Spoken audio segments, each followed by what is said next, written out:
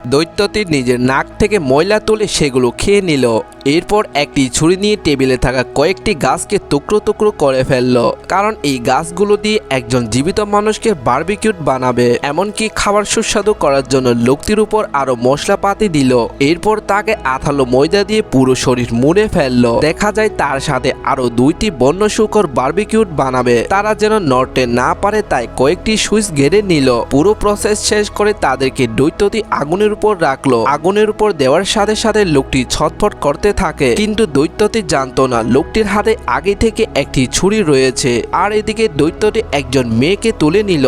এই দৃশ্যটি উপরে থাকা একজন লোক দেখতে পায়। দৈত্যটি আসলে তাকে কেটে রান্না করতে চেয়েছে, তবে যখনই তাকে কাটতে যায় উপরে থাকা লোকটি ছুরি দিয়ে তার পিঠে আঘাত করলো। দৈত্যটি ছটফট করতে করতে তার হাতে ছুরিটি পড়ে যায়। তখনও তার পিঠে ছুরি ধরে লোকটি ছিল এবং দৈত্যটি একসময় দেওয়ালে আঘাত করে, যার কারণে ছুরিটি পুরোপুরি ঢুকে যায়।